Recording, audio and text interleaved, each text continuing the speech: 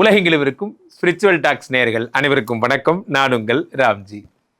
சனி வக்ரம் ஜூலை மாதம் 27ஆம் தேதியிலிருந்து டிசம்பர் வரையிலே சனி பகவான் மீனத்திலே வக்கரம் அடைகிறார். எந்தெந்த ராசிக்காரர்களுக்கெல்லாம் என்னென்ன பலன்களை தரப்போகிறார், யாரெல்லாம் கோடீஸ்வரனா போகிறீங்க, யாரெல்லாம் வெளிநாட்டுக்கு போக போகிறீங்க, யாரெல்லாம் சூப்பராக இருக்க போகிறீங்கிறத ராசி ரீதியாக நாம் பார்த்து விடலாம்.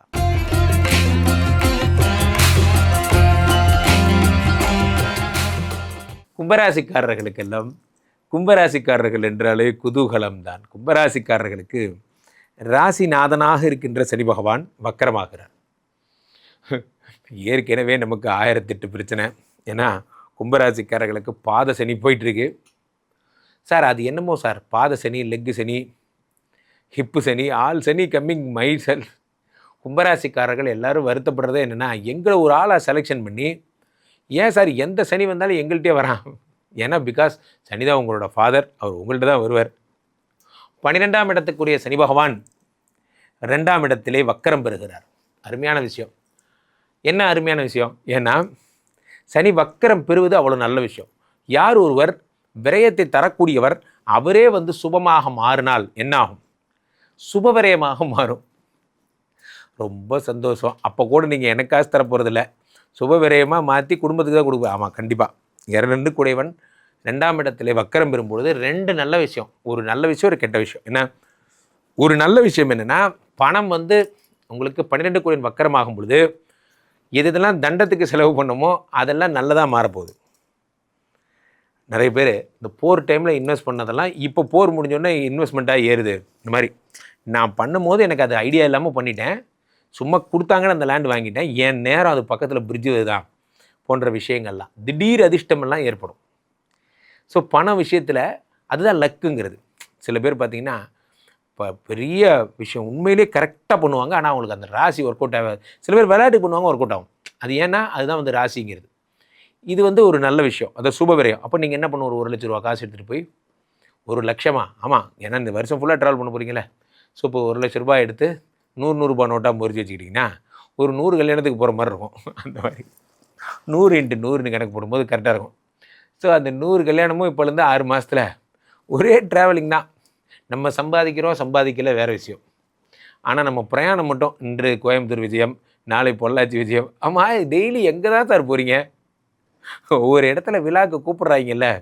எனக்கு தெரிஞ்ச நிறைய நண்பர்கள் கும்பராசிக்காரர்கள் பார்த்திங்கன்னா பயங்கர பிஸியாக இருப்பாங்க. அவங்கள்ட்டலாம் ஒன்று சொல்லுவேன், இவ்வளோ பிஸியாக இருக்கீங்களே, கடை யார் பார்த்துக்குவா? கடை இருக்கிறதே மறந்து போச்சு சார். எல்லாம் அண்ணன் பசங்க, தம்பி பசங்க, வேறு வழி இல்லை சார். இதெல்லாம் தான் நடக்கும். ரொம்ப ஜாக்கிரதையாக இருங்க. முடிந்த வரை நீங்கள் நேரில் செல்வதை தவிருங்கள். பொழப்பு முக்கியம், பொழப்பு முக்கியம், பொழப்பு முக்கியம். ராசிநாதன் வக்கரமாகும் பொழுது என்ன ஆகும்? ராசிநாதன் வக்கரமாகும் பொழுது மிதமிஞ்சிய டென்ஷன் வரும். மிதமிஞ்சிய டென்ஷன். இப்பயே இந்த வேலையை விட்டு போகிறோம் எங்கே போகிறோம் தெரியாது, ஆனால் ஏதாவது ஒன்று பண்ணுறோம்.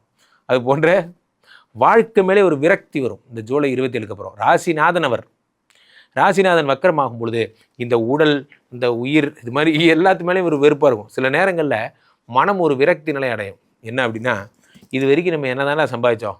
ஒன்றும் இல்லை. நம்ம என்ன தான் ஹெல்த்தை பார்த்துக்கிட்டோம்? அதுவும் ஒன்றும் இல்லை. அப்போ நான் என்ன தான் சாதித்தேன்? ஒன்றுமே சாதிக்கலை. அப்போது அடுத்த 6 மாதமும் இந்த மாதிரிலாம் தோணும்.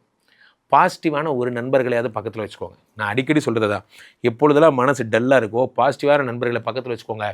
100 வெட்டி பேர் கூட பேசுகிறது ஒன்று தான், ஒரே ஒரு பாசிட்டிவான நண்பர் கூட பேசுகிறது ஒன்று தான். அப்போ ராசிநாதன் வக்கரமாகும் பொழுது மனம் தடுமாறும், உடல் தடுமாறும். சில பேர் இந்த பழக்கத்துக்கெல்லாம் அடிமையாயிடுவீங்க. எதையாவது ஒரு பழக்கத்துக்கு அடிமையாயிடாதீங்க. திரும்பவும் சொல்கிறேன், இதெல்லாம் ஒரு ஒட்டகத்தை போல் ஒரு கூடாரத்துக்குள்ளே நுழையும் போது நான் வரலாமான்னு கேட்டுட்டு தான் உள்ளே வரும் எல்லா கெட்ட பழக்கமும். வந்ததுக்கப்புறம் அதே படுத்துக்கும், இது ஏன் இடங்க. அந்த மாதிரி தான் எந்த விஷயமும். இப்போ ராசிநாதன் வக்கரம் ஆகக்கூடாது. சரி விடுங்க, அந்த கதையை விடுங்க. இப்போ 2லேருந்து 2, 3 நாளை பார்க்குறாரு. ஒரு நல்ல விஷயம் என்னென்னா, இந்த சனி பகவான் உங்களுக்கு டல்னஸ் கொடுக்குறாரு. அதுக்கு என்ன பண்ணும்? எழுந்து வா காலைல எழுந்திரிக்கிறீங்க, ஜிம்முக்கு போகிறீங்க, ஒன்றுல்லே அது மாதிரிலாம் கும்பராசிக்காரங்க ஆல்ரெடி ஸ்டார்ட் பண்ணியிருப்பீங்க. அந்த மாதிரிலாம் ஏது திண்ணில் ஏதிரியே இல்லை, அந்த மாதிரிலாம். இப்போ ஜிம்முக்கு போகிறீங்க, ஓடுறீங்க. என்ன திடீர்னு இப்படி ஒரு மாற்றம்? நம்ம வீட்டில் ஒய்ஃபெல்லாம் சந்தேகப்படுவாங்க, என்ன திடீர்னு மைனர் ஆகிறீங்க, இன்னொரு கல்யாணம் ஏதாவது பண்ண போகிறீங்களா? அப்போல்லாம் ஒன்றும் இல்லைம்மா, ஒரு வீணாக போன வேணும் ஜிம்மில் சேர்த்து விட்டாம்மா, கொடுத்த காற்று வீணாக போகுதுன்னு ஜிம்முக்கு போயிட்டுருக்கேம்மா. நான் 2ஆம் இடத்துல சனி பகவான் வக்கரமாகும் பொழுது 2, 3, 4 பார்க்குறார். 4ங்கிறது உயர்கல்வி, உயர் பதவி, நிறையா படிக்க போகிறீங்க. 2ஆம் இடத்துல இருந்து 7 பார்க்குறார், 8ஆம் இடத்தை பார்க்குறார், வறுமை ஒழிய போகிறது. அடுத்ததாக 11ஐ பார்க்கிறார், லாபத்தை பார்க்கிறார், லாபம் வரப்போகிறது. என்ன லாபம்? இது வரைக்கும் நான் பிஸ்னஸ் பண்ணி எதுவுமே லாபமாக சம்பாதிச்சதே இல்லை.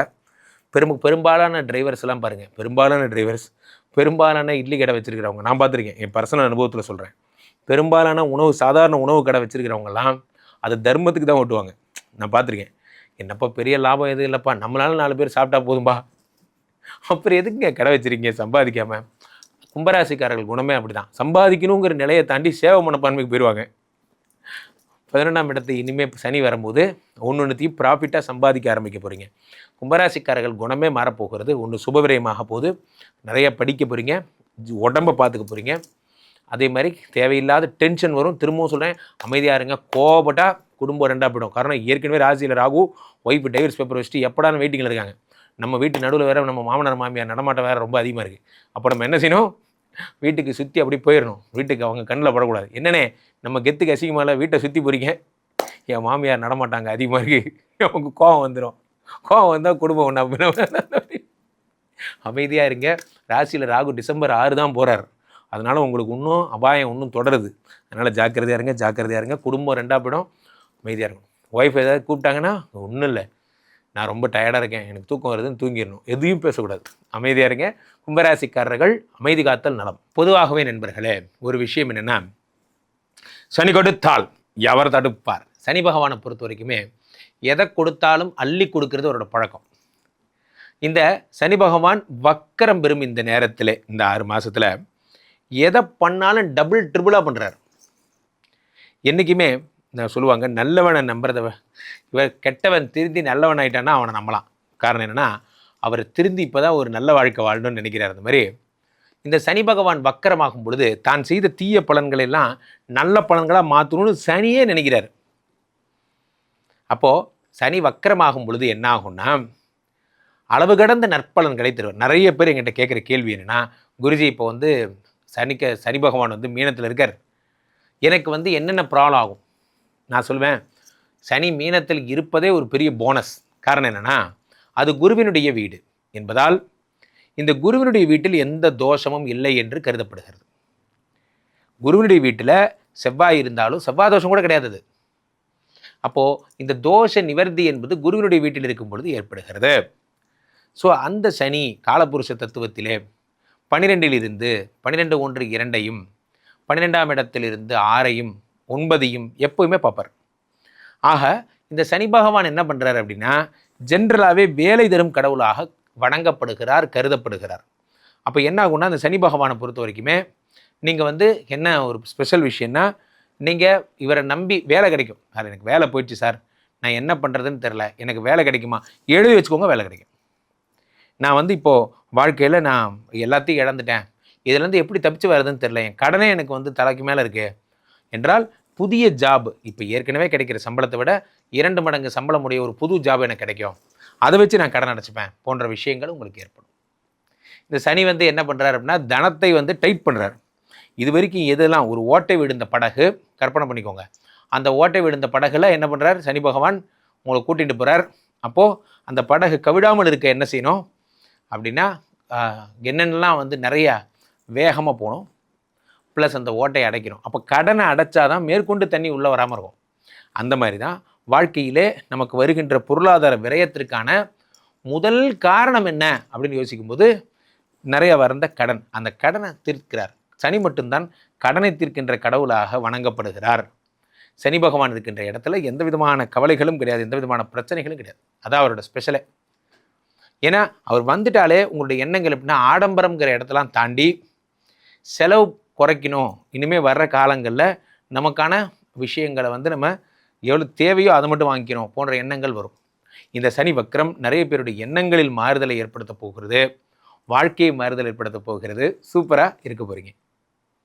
கீழே போயிட்டிருக்க இந்த 2 நம்பரை கூப்பிடுங்க, உங்களுடைய சொந்த ஜாதகத்தை பார்த்து கொள்ளுங்கள். உலக புகழ் வாய்ந்த நமது விஸ்வரூப விஷ்ணுமாயா எழுந்தருளில் இருக்கக்கூடிய புனிதமான இந்த ஸ்ரீமடத்திலே தினசரி நடக்கின்ற விஷ்ணுமாயா ஹோமங்களில் கலந்து கொள்ளுங்கள்.